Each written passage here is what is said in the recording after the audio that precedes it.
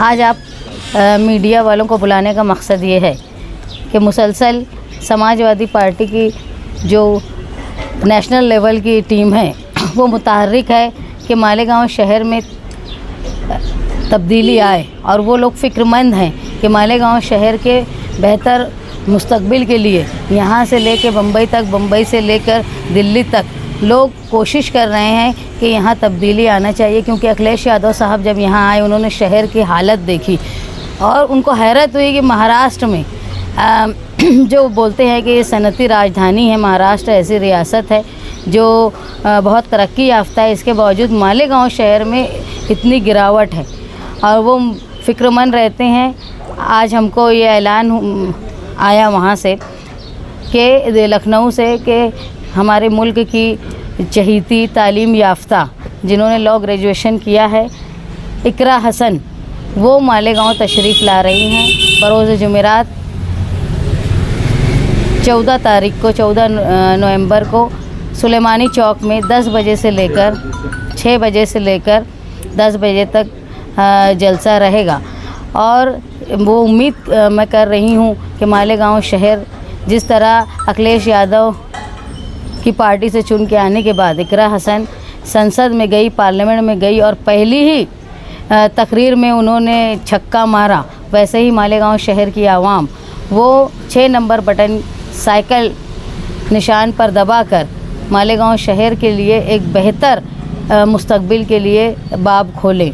दूसरा ये कि जो अखिलेश यादव के भाई और सांसद धर्मेंद्र यादव वो मालेगांव तशरीफ़ ला रहे हैं। मुसलसल मालेगांव के लोगों के लिए कोशिश हो रही है कि लोग जो हैं वो तब्दीली चाहते हैं तो वो अपनी बातें रखने के लिए नेशनल लेवल पर भी कोशिशें हो रही हैं। बिलखुसूस मालेगांव शहर की ख़वातीन जिनमें मैंने देखा जब घर घर में जा रही हूँ तो ख़वातीन में एक जोश है, एक चाह है कि वो तब्दीली की तरफ जा रही है। क्योंकि मालेगांव शहर में अगर डेवलपमेंट 1999 के बाद से बिल्कुल नहीं हुआ तो सबसे बड़ा असरअंदाज इस पर ख़वातीन हुई हैं। चाहे महंगाई का मामला हो, औरतें बहुत परेशान हैं, चाहे खस्ता रोड, गटर और नल के मामले हो। इसलिए मैंने जो देखा कि मालेगांव शहर की औरतें तब्दीली के लिए बहुत ज़्यादा पुरुम्मीद हैं, बहुत ज़्यादा पुरजोश हैं।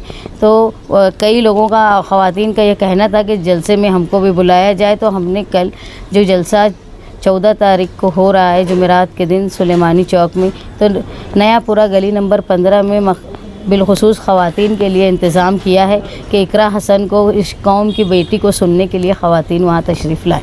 सुलेमानी चौक का मेन रोड, सुलेमानी चौक से जो महल के सामने स्टेज रहेगा और फतेह मैदान की तरफ उसका मुँह रहेगा, मतलब मेरा मुँह काबे की तरफ, ऐसा बोल के तकरीरें भी होंगी। यानी झूठ फसाद नहीं बोला जाएगा, इसलिए मुँह उस तरफ रखे कि आखिरी वक्त चल रहा है कैंपेनिंग का। तो और हम लोग जो है कहीं ना कहीं सिर्फ हमारे ही ऐसे जलसे हो रहे हैं जो मुस्तकबिल में क्या किया जाएगा इस पर बात हो रही है। हमारे लीडरान भी जो आ रहे हैं वो भी मालेगांव शहर में मुस्तकबिल में क्या हो। कल मेंबर ऑफ पार्लियामेंट मोहिबुल्लाह साहब थे, आप देखेंगे कि उन्होंने भी क्या बोला कि मालेगांव शहर के लिए क्या ज़रूरी है, उनकी कैंडिडेट क्या कर सकती है या वो कैंडिडेट के ताल्लुक से क्या सोचते हैं। लेकिन आप देखेंगे माजी में जो लीडरान आए दूसरी पार्टी के कैंपेनिंग के लिए, उन्हें ये भी नहीं मालूम कि उनकी पार्टी का उम्मीदवार क्या करेगा या पीछे क्या किया नुमाइंदा होने के बावजूद। तो कहीं ना कहीं मालेगांव शहर का एक समझदार तबका, पढ़ा लिखा तबका ये मान रहा है कि ये जो समाजवादी की जो स्टेज से है यहाँ कहीं ना कहीं सच बात बोली जा रही है। इसीलिए मैं बोला कि हमारा स्टेज ऐसी जगह लगेगा कि मुँह मेरा काबे की तरफ। और हमारी मुसलसल ये कोशिश है कि मालेगांव शहर से समाजवादी पार्टी तब्दीली की शुरुआत करे और न सिर्फ मालेगांव समाजवादी बल्कि महाराष्ट्र समाजवादी के आज ज़िम्मेदार आए हैं कारगुजार सदर, और जो हमारी सेंट्रल पार्टी है वो भी फ़िक्रमंद है। तो एक चैनल है जो यहाँ से लेके सेंट्रल तक मालेगांव के लिए, मालेगांव की आवाम के लिए फ़िक्रमंद है। और अगर ये आवाम मौका देती है इंशाअल्लाह, जो जिस तरह की तब्दीली हम लोग देख रहे हैं, तो हमारे 37 MP है, एक वज़न है सेंट्रल गवर्नमेंट में, और जो सनद है हमारी पावर लूम की, उसका बड़ा जो है वो फैसला सेंट्रल गवर्नमेंट की तरफ से होता है। इसलिए यहाँ से दिल्ली तक का चैनल लगा हुआ है मालेगांव शहर को फलाह के लिए। तो क्या बाकी लोगों को, बाकी जो पार्टियां हैं उनको भी अब स्टेज मतलब किबले की तरफ रुख कर लगाना? वो लगा ही नहीं सकते ना, झूठ बोलते हैं, लगा ही नहीं पाएंगे, बोलेंगे भी तो नहीं लगाएंगे, सिर्फ झूठ तो बोल रहे हैं, तो कैसे लगाएंगे। भाई वो एक आसान आ रही है तो कुछ रोड शो वगैरह का ही प्रोग्राम है क्या, किसी को जलसा रहेगा? अभी फ़िलहाल जलसे का 6 बजे से लेकर रात में 10 बजे तक जलसे का प्रोग्राम है, और वो तो आएंगी तो वो शहर हो ही देखेगा, जाएगा, रोड शो हो ही जाएगा। समाजवादी का नाम लेने से परहेज कर रहे थे सियासी लीडर जो आपके मुखालिफ हैं, लेकिन फ़िलहाल आप पर बहुत ज़्यादा अटैक हो रहा है। असल में बात यह है कि उनके पास उस वक्त बात ये थी कि वो नज़रअंदाज कर रहे थे हमको। नज़रअंदाज करने की वजह ये थी कि मिली जोड़ वो लोग खेलते थे, दोनों तरफ से एमआईएम के उम्मीदवार हों चाहे अजीत पवार के उम्मीदवार हो, ये कोशिश यही करते थे कि एक दूसरे के बंदूक और ऐसी बात की जाए जो मुद्दों से हट कर है। लेकिन जब उन्होंने ये देख लिया कि मालेगांव शहर में सिर्फ समाजवादी पार्टी है जो मुद्दों पर बात कर रही है, क्या करना चाहती है, ये विज़न के साथ जो कर सकते हैं वो बात कर रहे हैं, तो उनको आवामी दबाव जब उनके सर पर आया तो वो खिलाफ में बोलने लगे। लेकिन ये सब के बाद भी आज भी किसी के स्टेज से मालेगांव शहर के लिए उन्होंने क्या खाका बनाया है ये भी नहीं बता रहे, या उन्होंने जो 15 साल या 10 साल मालेगांव शहर में एमएलएशिप गुजारी और कारपोरेशन में राज किया उसमें उन्होंने कोई क्या काम करके बताया ये वो बता नहीं पा रहे। यहाँ तक कि जब कोई लीडर हैदराबाद से आए तो वो बेचारे भी इस बात से कासिर रहे, मजबूर रहे कि वो बता नहीं पाए कि ये शहर का एमएलए क्या काम करेंगे और या क्या कर चुके हैं। मैनिफेस्टो नहीं ला रहे आप, जानकारी मिली क्यों?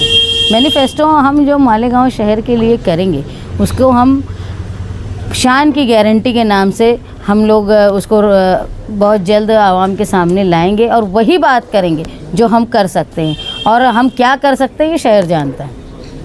मैनिफेस्टो आमतौर पर ऐसा होता है कि हम भी इससे पहले मैनिफेस्टो जारी किए, ऐसा नहीं कि नहीं किए।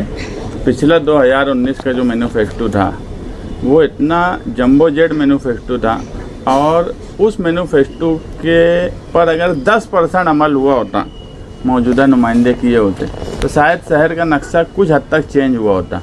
मगर मैनिफेस्टो पे 10% या 2% भी अमल नहीं हुआ। इसलिए हम इस मर्तबा जो है शान की गारंटी, काम क्या है वो किस तरह से किया जा सकता है, इसके साथ हम आवाम के सामने आएंगे। वो गारंटी हम देंगे कि हम कितने वक्त में कौन सा काम करेंगे।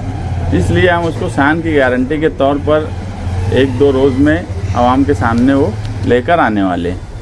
अब तो आप पर कांग्रेस उम्मीदवार भी हमला करने लग गए, आपको अनधिकृत उम्मीदवार, उनको भी ये लगने लगा है कि आप मतलब इन दोनों से ज़्यादा आप मजबूत हो गए। देखो आज आप देखेंगे पिछले 8 दिन में तो मालेगांव शहर का, हम पहले जब आचार संहिता लगी उस वक्त ये दोनों उम्मीदवार जो एक अजीत पवार के हैं और एक सिंधेगढ़ के हैं, इन दोनों ने मिलकर बातचीत की, और उस वक्त मुझे ये बात बोली गई कि करजगवान रोड पर आचार संहिता से पहले मौजूदा एमएलए की गाड़ी गई, उसके बाद खालिद हाजी और कुसुम्बा रोड के 1-2 लोगों की गाड़ी गई, ये मुझे वहाँ से बोला गया।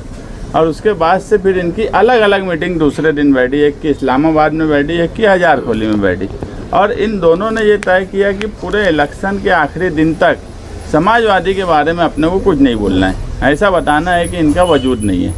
ये बाकायदा मीटिंग हुई और यहाँ तक बोल दिया गया कि छोटे मुकर्रिर भी ना बोले, और तुम देखेंगे 15 दिन कैंपेनिंग वैसे ही चली। लेकिन जब इनको लगा कि यार ये 8 दिन में कहीं ना कहीं आचार संहिता के बाद समाजवादी का प्रोग्रेस बहुत तेज़ी से बढ़ा, और ये हकीकत है, ख़ास तौर से ख्वातीन में बहुत तेज़ी से बढ़ा, अवामी रुझान बढ़ा। हमारा स्टैंड अप विद शान हिंद जो एक अच्छा जो समझदार पढ़ा लिखा तबका उसने पसंद किया, हमको कॉल किया। तो ये इलेक्शन के वक्त तो कोई बात किसी से छुपती नहीं है। जब इनको ये लगा कि यार ये बहुत तेज़ी से तब्दीली की तरफ जा रहे हैं, लोग तब्दीली की बात करने लगे, तो उस वक्त ऐसा हुआ कि चारों तरफ से आज अगर आप देखेंगे तो कोई कांग्रेस के उम्मीदवार को नहीं टारगेट कर रहा, ना वो उनको कर रहे हैं, मगर सब मिलकर अगर समाजवादी को कर रहे हैं तो इसका मतलब है कि दबदबा है हमारा। अब आपका और किसका मुकाबला, आप किसको देखते हो, आपका सीधा मुकाबला किनसे? देखो, सीधा मुकाबला और टेढ़ा मुकाबला नहीं रहता। लोग तब्दीली चाहते हैं, बस यही मुकाबला है। अब तब्दीली चाहने का मतलब यह है कि मौजूदा जो 25 साल से लोग हैं उनको नहीं चाहते। तो क्या शान हिंद को हल्के में लेना अब भारी पड़ने लगा है? वो उनकी बेवकूफ़ी थी।